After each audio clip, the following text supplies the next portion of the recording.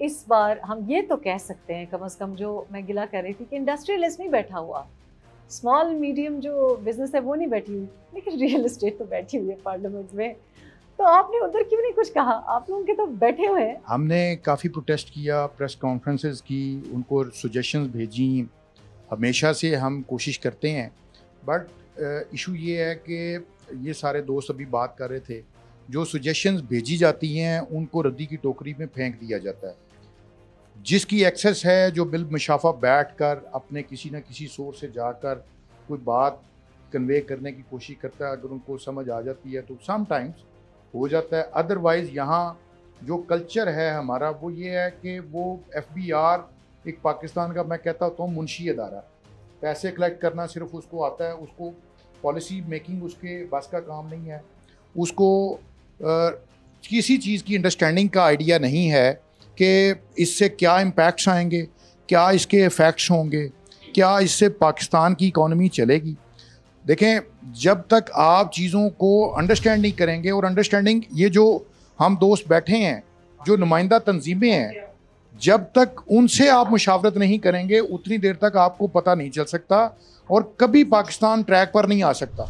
बाबू cracy जो है, इस यही सबसे बड़ा मसला है। जिसने बिजनेस नहीं किया, जिसने प्रॉपर्टी डेवलप नहीं की, जिसको पता ही नहीं है, उसका तो काम ही नहीं होना चाहिए। और वुड यू नॉट से कि ये तो लिटरली एक ऐसा है कि अगर यही बनाना था, आप कह रहे हैं ना तजावीज़ भेजी, तो जब तजावीज़ सुननी ही नहीं थी, अगर आपने कॉपी पेस्ट ही छापना है ना, आपने बेसिकली छापा है, किसी सेक्टर को इन्होंने नहीं छोड़ा। Everyone is unhappy. इस बार आप सिवाय जो वडेरा है या जिसका जो एसेट छुपा हुआ है, जो कि डिक्लेयर्ड नहीं है, जिसमें भी डेवलपमेंट का वर्ड इस्तेमाल आप कर सकते हैं, चाहे वो ह्यूमन कैपिटल डेवलपमेंट है, चाहे वो प्रॉपर्टी डेवलपमेंट है, हर एक सेक्टर को अफेक्ट किया है। हमें ये समझना पड़ेगा कि रियल एस्टेट आपकी बैकबोन है। आपकी रेमिटेंस सारी रियल एस्टेट के ज़रिए आती है। आपकी 40+ इंडस्ट्रीज़ रियल एस्टेट से वाबस्ता हैं। हम कहते हैं कि आप बिजनेसमैन को सपोर्ट करें, हम कहते हैं कि आप बिजनेसमैन के लिए पॉलिसीज़ बनाएं, बट एक की कुर्बानी के साथ दूसरे को कुर्बान मत करें। आप जब तक ये गवर्नमेंट इस चीज़ को अंडरस्टैंड नहीं, पाकिस्तान एक रियल एस्टेट पोटेंशियल कंट्री है, इसको समझना पड़ेगा। आप इंटरनेशनल इन्वेस्टमेंट्स इसमें लेकर आ सकते हैं, जब तक वो नहीं आएंगी आपका मुल्क नहीं चलता। अच्छा, ये आप कह रहे हैं कि तजावीज़ सुनी जाएं, शाहिद साहब आप कुछ कहना चाहते बीच में?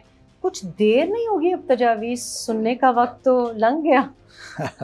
देखें, पॉलिसीज़ को रिविज़िट किया जा सकता है। मैं आपके प्रोग्राम के तवज्जुह से ये कहना चाहूँगा कि अभी भी वक्त है गवर्नमेंट को अपनी तमाम ये जो बजट तजावीज़ उन्होंने अप्रूव की हैं उसको रिविज़िट करें, वरना ये मामला चल नहीं पाएंगे। ये लोगों को इन्होंने इतना डार्क साइड पर ले गए हैं कि लोगों के लिए अब जीना मुश्किल हो जाएगा, लोगों के मुंह से निवाला छीनेंगे। वो कोई भी सेगमेंट है, वो कोई भी प्रोफेशन है, तो उस वक्त तक अगर इन्होंने रिविज़िट ना किया तो मुझे खौफ है, मुझे डर है कि ये आगे सिचुएशन पाकिस्तान के हालात कोई बेहतर नज़र नहीं आ रहे।